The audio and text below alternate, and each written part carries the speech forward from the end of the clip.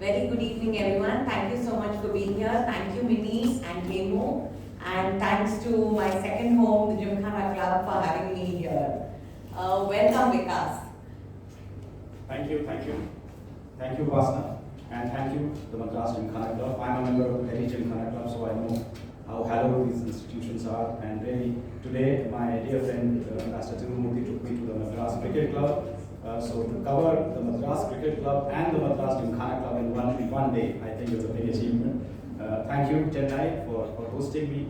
I love the city. It's always a pleasure to be here and to be in front of such an informed audience.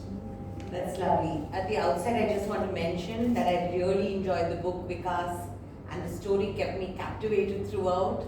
I think when I got the book, I finished it in like 4 days flat. So that just shows how good it really is. So I'm going to talk a little bit. We're going to rewind to. I don't think there's anyone here who has not seen Slumdog Millionaire, and it was like the Jago moment, the phenomenal success of the adaptation of your book Q&A, Vikas. Tell us, how did the adaptation come about? So actually, I wrote this book when I was posted in London. Between 2000 and 2003, I was posted in London as political counselor at the High Commission of India, and that's when the writing bug sort of hit me. Before that, I was always a reader. I never thought of myself as a writer. And one of the inspirations for me to become a writer is sitting right here is Ambassador T.S. Tirumurthy. His book called Clive Avenue had just come out. It was based around Chennai, in fact, about the life of a person who comes from abroad and settles here. And that set me thinking. I said, Tiru has written a fiction. He has written a novel. And then, pretty soon after that, Ambassador Navtesh Sarna, he also brought out his novel called We Weren't Lovers Like That. And again, that acted as a, sort of instigation to me that, do you also have a novel inside you? Now, the New York Times, they conducted a survey of Americans about, do they think that they could be writers? And 81% of Americans said they had a book inside. 81%. Wow. Well, most of the time that book should remain inside, because most of the time people have just their grandmother's story, and which may not be of immediate interest to people outside. I was very clear, I did not want to write my grandmother's story. I wanted to write something unique, something offbeat, something totally different. And that's around that time, a big scandal happened in England around the quiz show, Who Wants to Be a Millionaire? So a British major called Major Charles Ingram appeared on the British edition of Who Wants to Be a Millionaire, and he won £1 million. He answered all the questions correctly. He won £1 million. But the producers, they felt something was off about his performance, so they reviewed the tapes, and they discovered that on some of the questions on which he was stumbling, somebody in the audience was coughing. And then they correlated that when the answer was B, there would be 2 coughs. When the answer was C, there would be 3 coughs. When the answer was A, there would be 1 cough. Exactly. And then it was discovered that he had committed a conspiracy with his wife and a Cambridge professor, that all of them would sort of mug up one third, and whatever answers he could not find, the others would provide. So obviously he was stripped of his title of being a winner. The £1 million was taken away from him. He received a 2-year suspended prison sentence, and the last I heard, he had quit his army job and has become a novelist. Oh, wow. So that is what really set me thinking. I said, if someone as highly regarded as a major in the British Army could be suspected of cheating, because he had won £1 million, but they suspected that something was not kosher about his performance, and that's how he was caught eventually. So I said, why not create a story around the quiz show with a contestant who would definitely be accused of cheating? And that's how I visualized this book. With an 18-year-old contestant called Ram Muhammad Thomas. Yes, that's what he was called. He was not Jamal Malik, as you have in the film, in the movie. And Ram Muhammad Thomas works as a bartender, a waiter in Jimmy's Bar and Restaurant in Colaba in Mumbai, and he appears on the Indian edition of this game show called Who Will Win a Billion. I couldn't even use Who Wants to Be a Millionaire because they would have sued me because I'm writing about a group of cheats. So I created a fictional game show called Who Will Win a Billion. They are offering £1 billion in prize money. This is the biggest jackpot in the history of quizzing. And of course, he wins it. And then the backstory of how did he know what he knew. So that is, so I wrote this book in 2003. Right. And it went to the publishers in 2003, and they said this is a big book, we like it, we think it will do quite well. So all our big books are lined up for the next 2 years, so we will publish it in 2005. So fine, as a first time author, what choice do you have? And I got a call from Film 4 in 2004 that we want to make a film based on you. So my first question to Tessa Ross was, when she called me, I said, how do you even know I've written a book, because the book has not been published? Correct. And that's when she said, no, a book scout gave it to us, so publishers gave us the manuscript, we love it, we think it will make a great film. And that's how Simon Beaufoy came onto the project. He was the one who was... So it was already going to be a movie when the book came out? Yeah, I mean... I didn't know that at all. No, to qualify that, Pasna, what happens in the book publishing business when somebody wants to make a film on it is, they first take an option. An option means you give that company the right for 1 year or 1.5 years or 2 years, depending on how much money they are paying you, to reserve the right to produce a film. If at the end of that period they are not able to make the film, they would either return the option back to you, or they will extend it by paying you another amount of money. And let's not forget, 95% of options do not get converted, which means 95% of books which are optioned for a film eventually do not get made. Because the idea is you snap up something if you think it's hot, and then later on maybe you think it's not so hot, or something hotter has come, and then you give up that idea. I mean, I met Kai Bird at the Jaipur Literature Festival, the guy who wrote Oppenheimer, and he said he got a call from Christopher Nolan 18 years after he had written that novel. Wow. 18 years after he had written. So 95% of options do not get converted. So when Film 4 took the option on this book, I was not very confident that eventually it would be made into a film.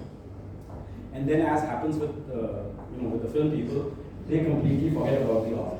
So I didn't know anything about whether this movie was even progressing or not. The only thing was Simon Beaufoy met me in London at the launch of the book, because they had taken the rights 1 year before the book came out. So when I met him in London, he said 2 things. He said, first of all, I love your novel. It's a brilliant novel, but the title, your title was Q&A. The film will be called something else. He had not thought of Slumdog Millionaire at that time, because he said there's already a Hollywood film called Q&A with Nick Nolte, so we'll change the title. And the second thing he said was that we will not be able to use all the stories in your book into the film, because we have a very small budget. Like one of the stories in the book was about the India-Pakistan war, a full-fledged 1965 war scene. And they said we have no budget for that, so obviously that will be axed. But he gave me a promise, I will remain faithful to the soul of your novel. So I knew that the body will get mangled. When somebody makes that kind of a promise. But the books are always better, because as a lover, I can't say. I would totally agree. Much as I love the movie, no doubt. No, I agree. I think films are a one-way transmission. Yes. Books are a two-way transmission, because you read the words on the page, then you imagine the words in your head. And that's why books are always that much richer. Plus, books have interior monologues, books have side plots, books have side characters.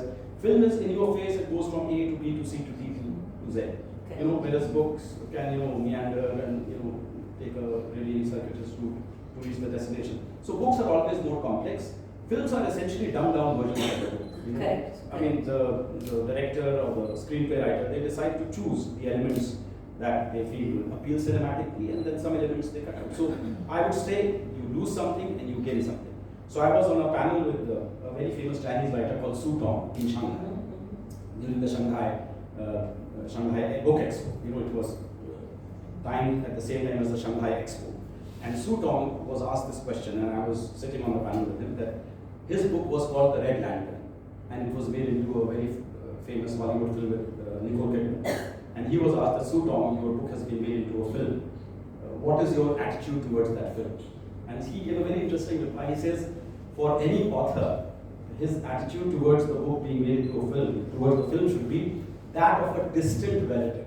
This film is a distant relative of mine. And I thought that's brilliant, because if the film does well, you can always say, yes, we used to go to school together and we were friends. And if the film does badly, I have not met him for 35 years. That's a good one. That's really a good one. What's your most special memory of the time that Slumdog Millionaire came about? The most special memory obviously is the Oscars, because for book which I wrote in 2.5 months in London to create such a big wave as as the firm favorite for the Oscar. It had won already about 65 awards before the Oscars. It started with the Toronto Film Festival that won the People's Choice Award, and then it was like a train that was just picking up more and more speed. Right. Then it won the BAFTAs, then it won the Golden Globes, and then finally it came to the Oscars. And Danny Boyle was very clear. He said, this is going to be the last party, because after the Oscars there's nothing. Right. So he said, I want the entire cast and crew, including me as the guy who started it all, to be at the Oscars. So I was at that time posted in South Africa as the Deputy High Commissioner. So I got to travel to Los Angeles. Wow. Yes, to Los Angeles for this for the ceremony. And the Oscars are very interesting because the invitation comes with a whole set of about 27 do's and don'ts. Okay. Please do not come with a recording device. Please do not come dressed as a hobo. You have to be dressed properly. In fact, please be dressed in a black tie and things like that. And no recording devices allowed. This, that, the other. So this is 2009. Early, I think it's February or March 2009. I didn't even go with my cell phone. I just went with a copy of the book. That's all. And I wore a black bandana, and I went with a copy of the book. And what I discovered was that, of course, there is a caste system in the Oscars as well, in the sense that the red carpet, is walked by the stars and the celebrities, and the technicians and the writers and others who are not famous, they walk a grey carpet on the side of the. But once that red carpet ends, then it's completely democratic. Like in India, a Shah Rukh Khan or a Salman Khan, you won't be allowed to get within 10 feet of them because their handlers, their minders, their security guards will keep you at bay. But there, I could meet Brad Pitt, I could meet Angelina Jolie, I could meet Goldie Hawn, I could meet Will Smith, I could meet anybody because they are a guest, you are a guest. No handlers, no security guards, nobody after the red carpet. That's a great So equalizer. that was a great equalizer. And just to see, the kind of attention India and this film was getting there. I was sitting next to Anil Kapoor and Irfan Khan in the E-row, so just 5 rows from the stage, and to have that ringside view of the Oscar ceremony unfolding, it was really quite something. And Anil Kapoor was just nudging me, please keep track how many we have won, how many we have won. That was what was happening. And then the interesting thing is how when the final Oscar was announced. So I'm sharing a secret. Anil Kapoor had a secret deal with Christian Colson, the producer of the film, that if we won the Best Picture, then I want you on stage. So now Steven Spielberg is on stage, and the last envelope is being opened, and Steven Spielberg takes it out and he says, and the Oscar goes to Slumdog. He has not even said millionaire, and Anil Kapoor says, yeah, and he starts walking to the stage. Of course, he had not told us. Of course. So Irfan Khan nudges me and he says, hey man, how the hell is he going to the stage? I said, I have no idea. He says, are we idiots? Chalo, we'll also go to the stage. I say, yeah, what do you mean? How can we go to this is Oscar? This is the stage. Somebody said, I'm going. Come on, you don't come, I'm going. So he started walking. So I also started walking. And nobody is stopping us. So I ran up on the stage with my book.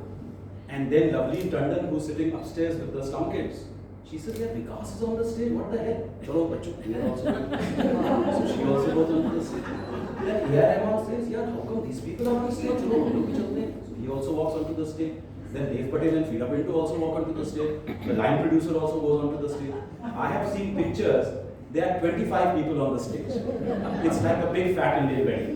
That's what you call ekdam jhakas. Exactly. As Anil Kapoor would say. And if you Google today, if you just Google Slumdog Millionaire on your cell phone and the picture of the Oscar, Yes. you'll see 24 people are looking straight at the camera, and one guy in a black bandana is looking upstairs. And that's me wondering what is a professional diplomat doing in the Kodak. That's really a lovely story though. It really warms your heart, I must say. Exactly. So Vikas, as we heard, this was not your career in the beginning. How did you transition from being, in the foreign services to an author? Like, what was Many that people like? ask me this question because see now, Tirumurti started this whole trend of foreign service officers writing novels, and now so many have written that Humphrey Hawksley, the British BBC journalist, he told me once, he says, I have yet to meet an Indian Foreign Service officer who is not in search of a publisher. People have started talking about an IFS school of writing as it were. So many people ask me this question that what is it about diplomats that you guys write, you write so effortlessly. So well, the only answer I can give is, I said, unlike the IPS or the IAS or the audit of accounts or other services, who are trained either to deal with number crunching or legwork and administration and this or that, we diplomats are trained primarily to observe and to report and to use words very carefully. Because when you send a diplomatic note to another country, one wrong nuance can send relations into a tailspin. So I think it's that training to use words very carefully and to observe carefully. I think that comes in handy when we are trying to write literature. That's the only explanation. I don't know. Ambassador Murthy can be asked in the Q&A what his take on this. That is very interesting indeed. So coming to our girl with the 7 lives, the very first line in the book says the most valuable thing in the world is not money, it is attention. So I want to know, as an author, what is more valuable to you, the money or the attention? No, obviously, I think we are living in an attention economy. Because you see, if you look at how civilization has progressed, at one time the most scarce commodity was land. When we had the agricultural economy, the most valuable commodity was land at that time. Then we shifted to a manufacturing economy, and the most valuable commodity became labor. That was the most valuable commodity, because if there was a shortage of labor, goods would not be manufactured. From that manufacturing economy, we shifted to the information economy, and the most valuable thing became information. If you don't have information, you don't make progress. Now we have a surfeit of information. In fact, we have more information than we can process and digest. You Google anything and you get 10,000, maybe 10 million hits, and you don't know what is true and what is false. So now from there, that is why, because we have so much information, we have now graduated to the attention economy, where the most valuable thing is your attention. Everybody is, look at the advertisements today. They are not about the product at all. They are about how crazy we can make this so that it grabs the eyeballs. And the business model of the attention economy are the social media algorithms. That is why the most bizarre, the most wild, that kind of a thing works. These days, to become famous, you have to either lose your temper or lose your clothes. That's what it takes. That's a good one. Yeah, so that's why, in a way, I wanted to start with this line, because I really felt that, attention has now become the most valuable thing. It has actually even exceeded money to that extent. Very true. So, Vikas, you've treated us to another excellent book, but why the gap of a decade? Please don't tell me we have to wait, another bunch like this. Mainly because of my job. I was a professional diplomat, I was a member of the Indian Foreign Service, and somehow it had transpired that all 3 of my novels previous to this one had been written while I was posted abroad. Okay. Now some will say, yeah, because abroad you guys are doing nothing, you're just kissing the hands of princesses and hanging around the cocktail circuit, and that's why you have too much time. No, the fact of the matter is, yes, you do have slightly more time abroad than you have in Delhi. Because Delhi, the standing joke, and Ambassador Murthy will agree with this, when he and I joined, he joined in 1985, I joined in 1986, the standing joke used to be, there are more officers in the American embassy in New Delhi than in the Ministry of External Affairs. Because, can you believe it? Till I retired, we had just about 1,100 officers. And we have 200 embassies and consulates across the world. So it tells you how short-staffed we are. And which means Delhi being the headquarters, there the pressure of work is so high. When diplomatic negotiation happens with a foreign country, let's say with the US, you will have maybe 22 officers from the US side negotiating a trade deal. And you have one joint secretary from the Indian side who's looking after the whole of US, the whole of Canada, and the whole of Mexico. So that is the differential that you make. And that's why Delhi becomes a very difficult place to write, because as I said, the pressure of work is such, unless you goof off on work, then it's a different matter. For me, work always came first. And in fact, I cannot write if I have a deadline pressure. If I have to turn in a report, if I have to brief the Prime Minister on something, then there is no way I'll be able to write fiction, because my mind will be preoccupied. For me to write, I have to be at peace, the world has to be at peace. That is very important. And that's why for me the golden hours are like 5:30 to 9 o'clock in the morning. Okay. When I can get at least 4 hours of concentrated work done. But in Delhi, that was just not possible. So I came back from my last posting abroad, when I wrote this book, The Accidental Apprentice, was as Consul General in Osaka for Japan. I came back in 2013, and my first posting immediately after returning was as Joint Secretary United Nations Political, which meant the entire UN system was under me. I was traveling to New York and Geneva quite frequently, so that left very little time. And then within a year, I was made the official spokesperson, in which capacity I traveled with Prime Minister Modi on 40 different trips, and with the Foreign Minister Sushma Swarup on maybe 50 different trips. So that also left no time to think of anything. So when they were offering me a posting to finally go out, I chose Canada, thinking I'm making a very strategic decision that Canadians I thought would be like Americans with better healthcare and no guns, and the Americans that I had met in my stint in America from 93 to 97 were people who worked very hard Monday to Friday, but Saturday and Sunday was devoted to the family. You couldn't disturb them. So I thought Canadians would be like them, and I could write on weekends. But then I did not cater for the Indian community, which only does stuff on weekends. And there, as you know, these festivals are 45-day affairs. Diwali will start by the first Indian association 3 weeks before the actual Diwali, and the last Indian association will finish Diwali 2 weeks after Diwali. So in India it's a 2-day affair, in Canada it's a 45-day affair. And all of them, of course, want the High Commissioner. So you have to come and grace the weekend. So all my weekends were destroyed doing Sonu's birthday or Monu's, Mundan, or somebody, Diwali, Eid, etc. So I could not write there at all. Then 2019, the foreign secretary became the foreign minister, Mr. Jaishankar, and his first decision was, Vikas, I want you back as part of my aid. So I came back to Delhi as Secretary West, and I thought, okay, maybe I'll write something here. But then the pandemic happened. And again, the pandemic, the world was not at peace, I was not at peace. In fact, my wife was hospitalized with oxygen support for 12 days. I also had COVID, so there was no question of writing anything. And then the transition started. 2021, I retired from the Indian Foreign Service, transitioned from a government civil servant to a private citizen, from a government accommodation to a private accommodation. So I think all those transitions had to end for me to really seriously start contemplating the next novel. And that's why this novel took about 1.5 years, but I was able to write it only after my time. Wow, that's amazing. So that's why the story of this long man. So I noticed that you do mention the pandemic in this book. What's been your biggest lockdown lesson? Oh my God.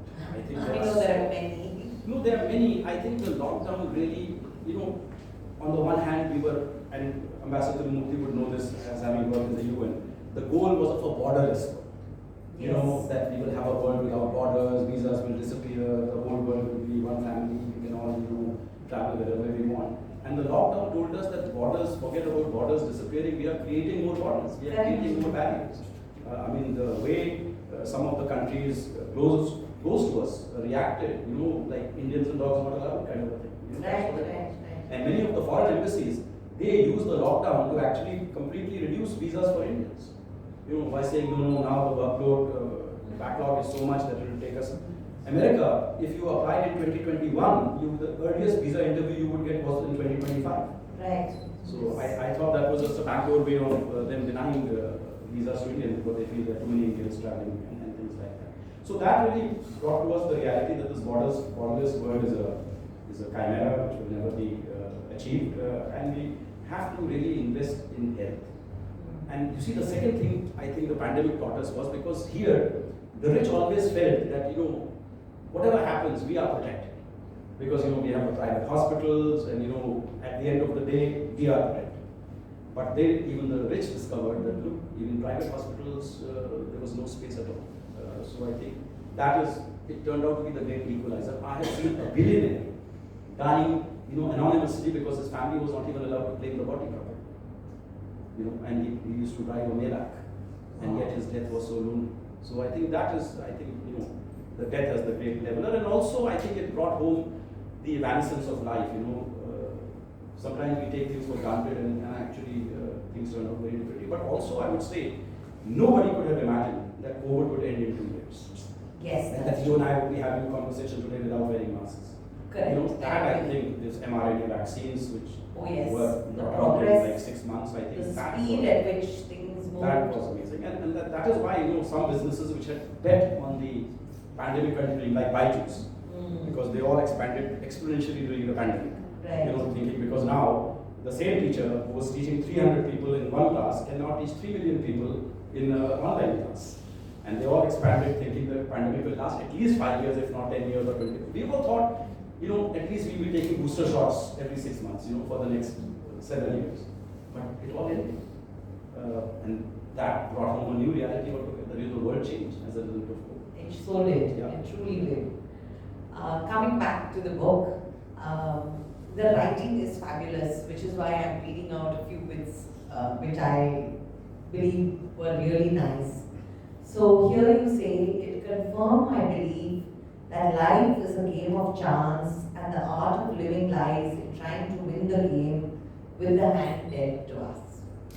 So, do you believe more in chance or fate to live your life? I don't believe in fate at all. Because fate is just a convenient rationalization for whatever has happened. I mean, if you fail, oh, that was fate. If you pass, that was fate. What's the point? Fate is valuable only if you know in advance, isn't it? Right, absolutely. Yeah, so it's like having a Swiss bank account but without having the key. Then what's the point? So I think that's just reincarnation. People talk about reincarnation, but reincarnation without memory is pointless.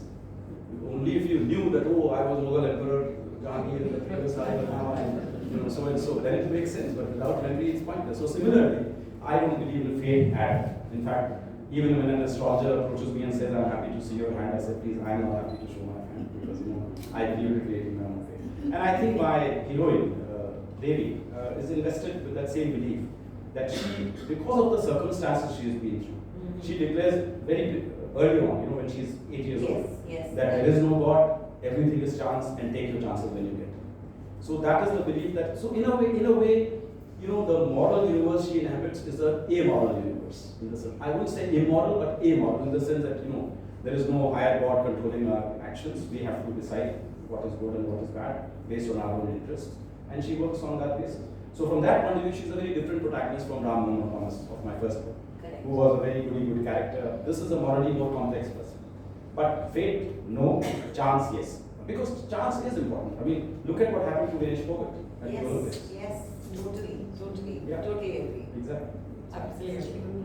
So, because this book travels all over India, from the NCR to Punjab, then Goa, Kerala, do you have one favorite destination that your novels must feature? No. I mean, look, I was not writing a tourist brochure or thinking this will be a web series and it will be interesting for them to showcase. Showcase the snake boat race and things like that. No, that was not that. And first of all, for me, when I write my novels, the structure is important where I want to get at slightly more of the complexity and diversity of India than a unidimensional narrative would afford me. If you set a book just based around the, people who are members of the Madras Gymkhana Club, for instance, it would be a very upper class world, and you would be scratching at only 0.0001% of the Indian reality. But by making my heroic travel from Delhi to Punjab to Goa to Kerala to Mumbai, first of all you are getting at different social realities in each of these places. You are changing the geography, and you are also in a way having a look at what the social stratification in these places mean and what is the hierarchy in these places. So I am trying to grab at slightly more of the Indian reality than you would through a simpler linear narrative. That is what my aim is. That's lovely though. I totally agree with that. So because the slums feature prominently in this novel, they've been quite front and center with a movie like Gully Boy and one of my favorite books, Shantaram. To what do you attribute this lure and fascination of the slums? No, because slums, I call them ground zero of human survival. And the stories that will come out of a slum will be very different stories from those that will come out of Loyola College. As simple. Yes. Because at the launch in Delhi, the Norwegian ambassador was sitting there. And I said, Norway is a very beautiful place. But in terms of stories, it's a very dry place. And she said, what do you mean? I said, how many stories can you have of love, marriage, and divorce? Because that's all that's happening in Norway.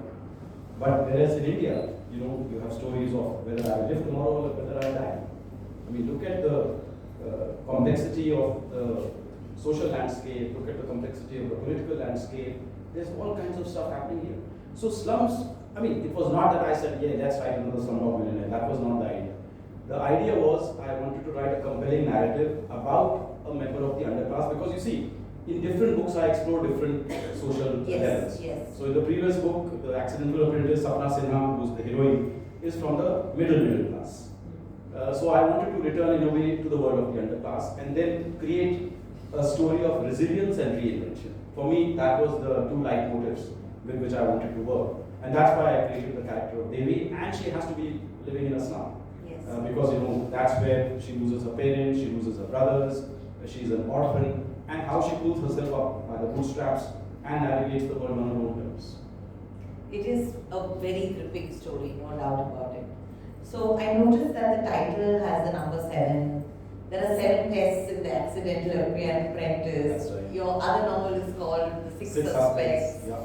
So does the number 7 or 6 hold any special significance for you? No, many people ask me that is this inspired by numerology, and I said, come on, if I don't believe in fate, there is no way I'm going to be believing in numerology at all. No, it's just that, look, if I had said the girl with the 9 lives, then immediately the image in your head would pop up would be of a cat. Right? Cat has 9 lives. And I said, no, I'm a cat lover, I have a beautiful cat in my house, I didn't want her to identify with the book.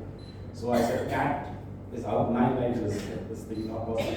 8 somehow, was neither here nor there. And I said 5 would be too short. And 6, I said I've already done 6. Right. 7 to me looks like the Goldilocks zone.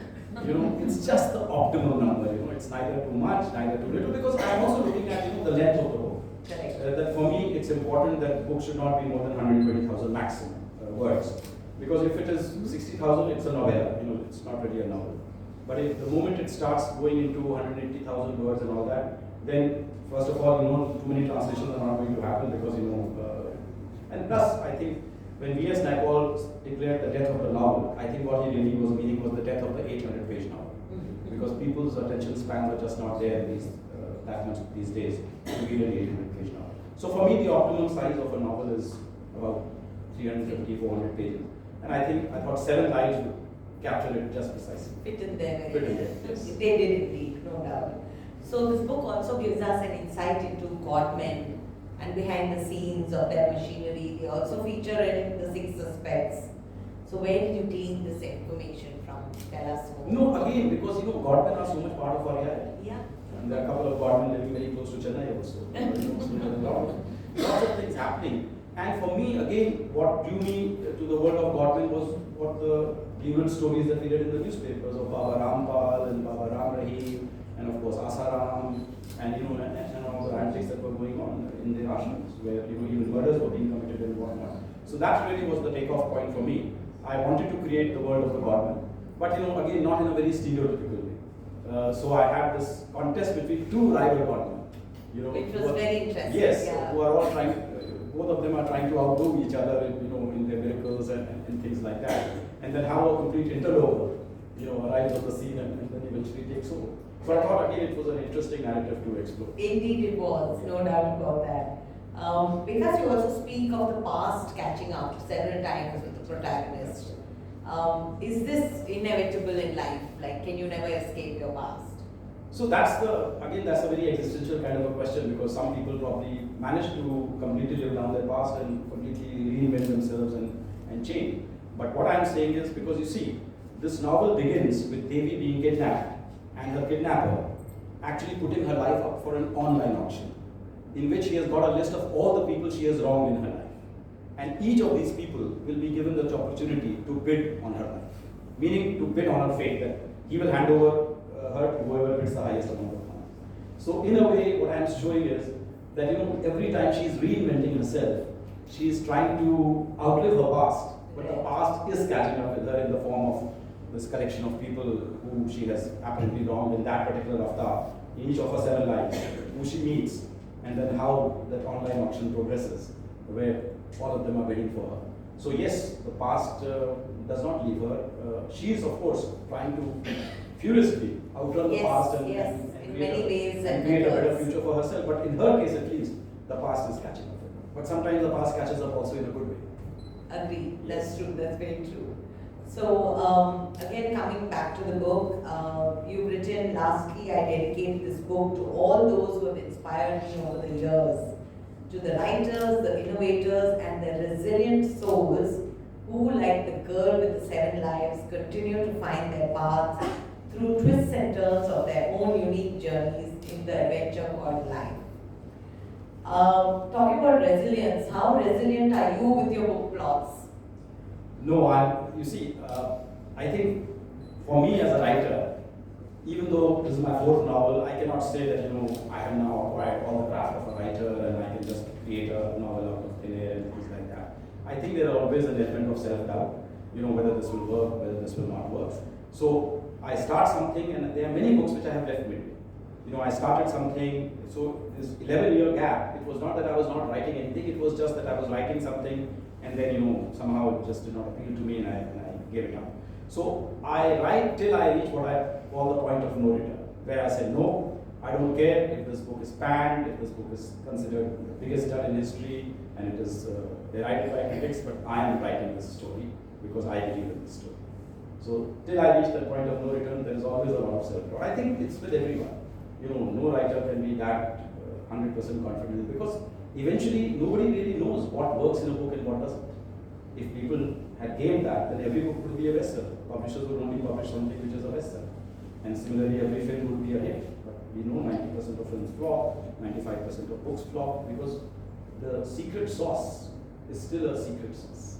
We still do not know what works and what doesn't. That's a lovely analogy, the secret sauce. So I have a friend, Vikas, who's an author, okay? And occasionally in our WhatsApp chat, she'll hurl questions at us like, how will you liquefy your body, okay? And we're like, okay. So, do you have friends or a support system where you extract such information from? Yes. Because the book does have a lot of interesting I stuff in have it. the best friend in the world. Okay. He's called Mr. Google. Mr. Google? But these days, it would amaze you the amount of stuff that's Yes, truly so. I mean, anything, you can even, if you find a body, I'm sure there'll be a YouTube video also available, how to cut a body into pieces and how to use the right amount of acid to dissolve all the bones and then where to dispose of the bones. But then your algorithm will show you things like that because I won't Google it. No, but it's really remarkable. That's what I'm saying. The tools available to writers these days are so advanced. And now with AI coming into the mix, I am convinced in the next 5 years you have AI written stuff which will be indistinguishable from that written by you. Because AI is reaching that level. Yeah. Very true. I So agree. yeah, I mean your next conversation may be with the AI robot. I think they'll be asking me the questions then. That's also possible. They'll I say, think the answers also. before you ask me this question, let me tell you about yourself. Yeah, possible, very possible. So I know it's early days yet, but now we're enjoying like Katil Gone on the small Yes. screen, which is a version of Six Suspense. And will we see the girl with 7 lives on screen? I don't know, I mean, what is fated for this, but yes, I am being chased left, right, and center by people. So currently the option is with a Hollywood company, and then there is somebody in South Africa who wants an option, and there are 3 producers based in Mumbai who are after me. So I'm keeping them all at bay because, I somehow, after the experience that I've had with the first book was snapped up even before it had come out, and then half of Bollywood wanted to make a film. Shah Rukh Khan wanted to make the film, Sanjay Leela Bhansali wanted to make the film, Sriram Raghavan wanted to make the film, and I didn't have the rights with me at all. Wow. And that's why I felt it was unfair, that they did not get a shot at it. Similarly, for the 6 suspects also, the rights were initially with a British company, then it went to a Chinese company, and finally it went to Preeti Sinha of Mumbai, and she's the one who did it. But the second season is probably never going to see the light of day. I know. So They there should you make are. very short episodes now. No, and the second season will probably not happen because the excuse is that Disney has been bought out by Jio, and Jio would not be responsible for legacy products of Disney. So there you go. So I think unless I am 100% convinced that this person is not going to handle the body, will be totally in tune with the vision and who the director is, I think I want much more control over this than either I want much more control or give me 4 crore rupees and do whatever. Who's your dream cast for Devi, Diva? Yeah, again, this question has been asked many times now, and the only person somehow who comes into my head is Alia Bhatt of Urta Bhatt. the D-glam version. I mean, she's very versatile. Of course, you have three different actresses playing the three. Yes, the different ages. The girl Devi, the teenage Devi, and she can do at least two. Yeah, sure. I think she can. And plus, these days with AI de-aging, yeah, as we saw in Indiana Jones and the Temple of Doom, anything is possible. Anything is possible. Exactly. What can we look forward to next? What's your next project? No, next project, as I said, this is, I call it my downtime. Okay. I've written the book, I'm taking it easy now, I'm doing the promotion, etc. Traveling to various, tomorrow I'm off to Bangalore, then I'm off to Jaipur, then I'm off to Kolkata, so I'm doing a lot of promotion stuff.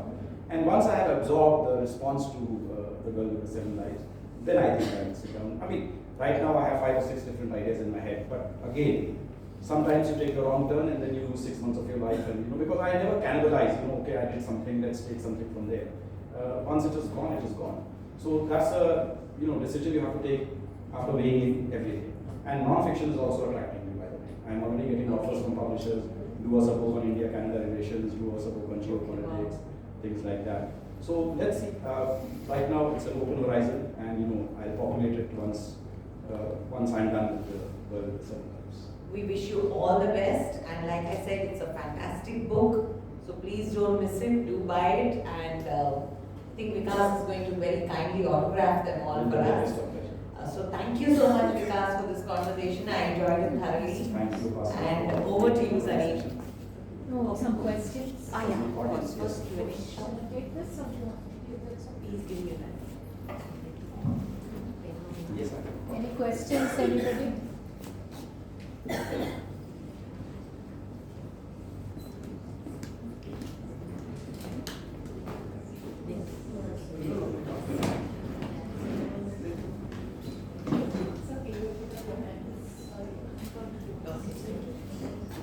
Thank you, sir, for this wonderful push of your latest novel. My simple question: any authors, contemporary or past, who inspire you? I mean, do I find a little bit of Jeffrey Archer in you?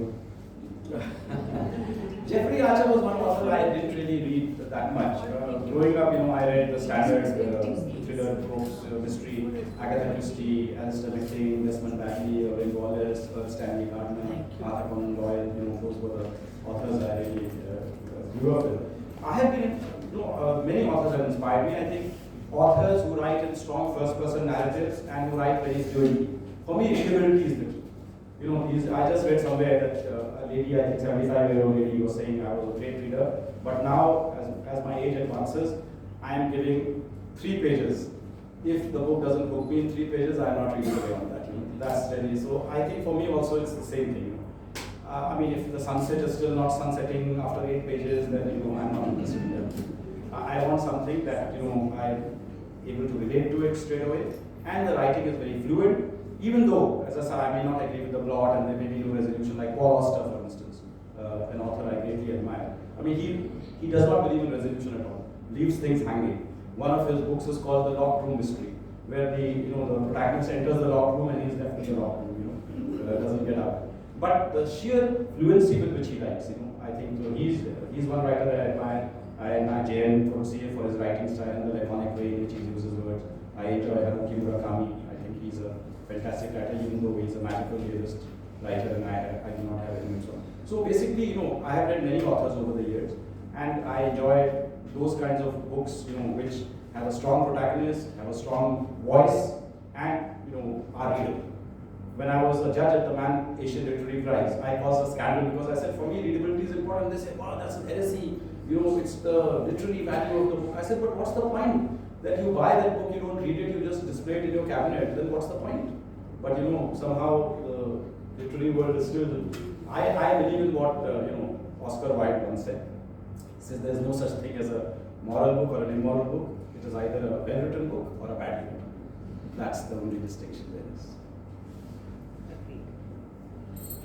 I just wanted to mention, you said some wrong things and I wanted to correct. He was very kind enough to say that my book, I wrote it was inspiration for him.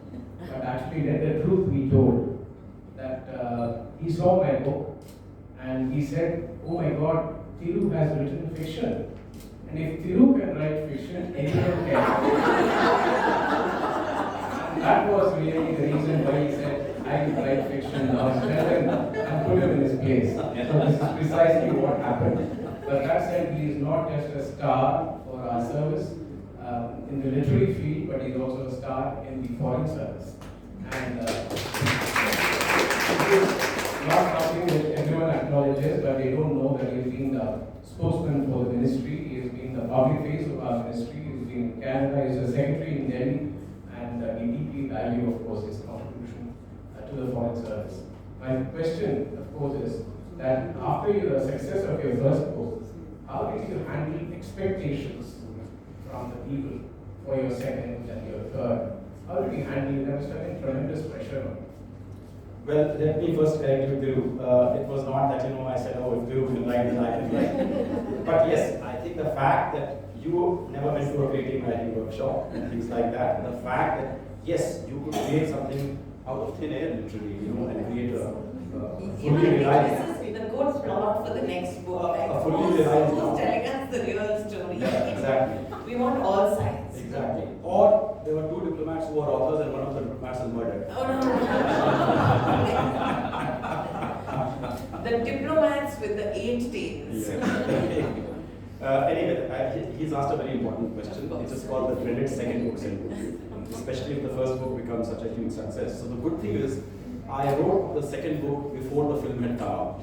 So that in a way lessened the sort of expectations on me. And when the first book became huge, because it had gone into 37 translations even before the film came out.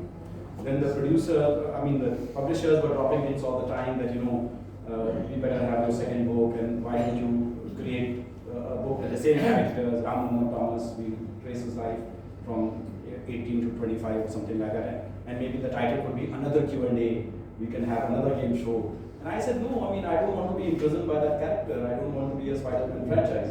For me, it was important that I test out my own boundaries as a writer. So one reason, Thiru, that I could write, with the kind of freedom that I did was because I had a day job. For me, that was the most important thing. In fact, that was the spur to my creativity. I said, look, if it fails, no damage done. I already have a nice salary from the government of India. I have no problem. And that is why I said I will write what I want to write, not what the market wants me to write. In the sense that I was writing 6 Suspects, I knew from the first line that I wrote that this book will not be as successful as Q&A. Because Q&A was a very safe book. Create a lovable character, create a very interesting dynamic with a twist show and his backstory, and then allow the reader to follow his journey right till the end. But 6 Suspects, it was a totally different book where I'm looking at India through 6 different eyes. One is a Bollywood actress, one is a mobile thief, one is a mafia don masquerading as a politician, one is a corrupt bureaucrat, one is a tally page, who's mistaken for a Google, founder of Google, who comes all the way from America, and one is a tribal from the Andaman Islands. And their universe is very, very grey. There is no black and white in that universe. So the idea was again to create morally flawed characters, but compelling, so compelling that you still want to find out what happens to them. So I wanted to test my own boundaries as a writer, and I knew that this would not be as commercially successful as Q&A was. But I said, I don't care. If it doesn't do well, no problem. At least I would have satisfied myself that, can I write a polyphonic narrative? And I wrote that. And I think it was because of my being in the foreign service that, it freed me up from that expectation level. If I was a full-time writer and writing was my only profession, then I think I would be much more conscious that, oh my God, am I writing this?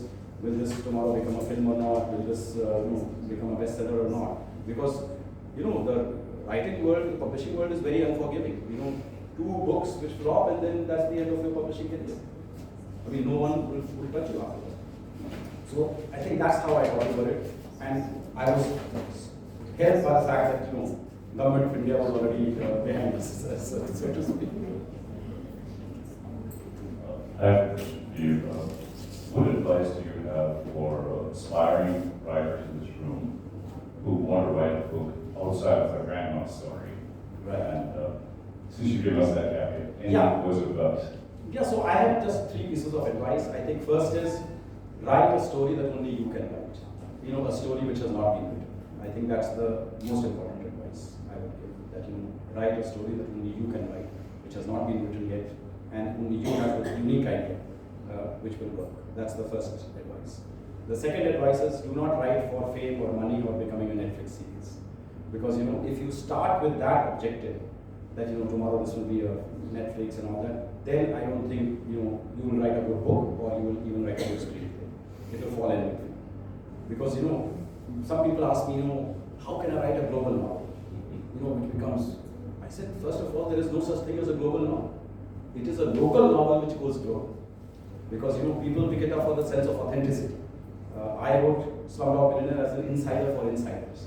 And that's why when I went to Australia on my first book tour, and a lady walked up to me and said, Mr. Swarup, your novel gave us such a window into Indian culture and society. I was zapped because that was the last thing on my mind, that I'm writing to give somebody a window into Indian culture and society, but that's what she got out of the book. Because it was written with a sense of authenticity about how the real underbelly of India operates. So that's the second advice I would give, that write with that sense of authenticity. Do not think of writing a global novel which will be made into a film. If you write a good novel, it will find an audience. And the third advice is, write about what you know best. And it does not mean that you write only, if you're a doctor, you only write about the medical profession. I mean, in the sense, I wrote about India because I thought I knew India best. Many people ask me, why don't you write a spy novel starting off in Cairo, going on to Caracas, and then ending up in New York and things like that. And I said, I don't know Caracas, I don't know New York, but I know India. And that's whatever. But having said that, that does not stop you from writing anything you want. I mean, these days, the kind of tools that are available to us, Google Street View and maps and whatnot, and if you create an authentic background, technically you can write about anything at all. I think that's really what it is. So, and of course, discipline is very important. Many people are now looking at a very, what should I say, shortcut to success. And I always tell them that there are only two places where talent comes, where success comes before talent. One is the dictionary, of course, where S comes before T, and the other is Big Brother. But in real life, you have to do the hard work. So as a writer, you have to sit down and write. I mean, I've met so many aspiring writers who said, Mr. Swarup, we started this novel, and I was very excited about it, but now it's been 8 months and I have not been able to finish it. And the reason for that is that, they did not flesh out the novel fully in their head. The character arcs were not drawn completely. So for me, the way it works is, I let the plot simmer in my head for maybe 8 to 9 months. And all the character arcs are being sort of fleshed out, and then I do my research, and that's when I sit down to write. But many times writing is rewriting. I'm a lucky writer in that sense that what gets published is generally my first draft. But for most people, you write your first draft and then you change it, and then you write a third draft, and then you write a fourth draft, and sometimes you write the 18th draft, and that becomes the final draft. And what's important is, you cannot edit a blank. So write. Because if you write, you can edit it. But if you don't write, there's nothing to edit. That's wonderful. Thank you so much.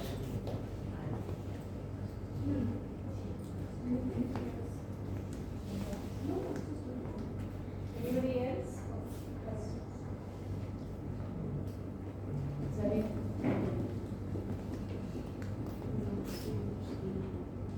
Ladies and gentlemen, a few more minutes of your time.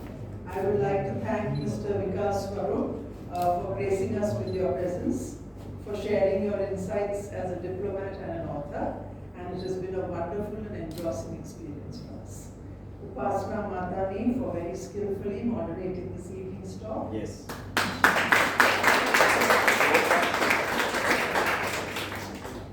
Hemu Ramaya for facilitating the event.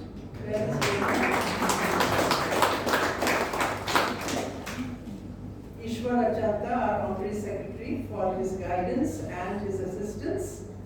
Ritu Matani for taking photographs. Our very hard-working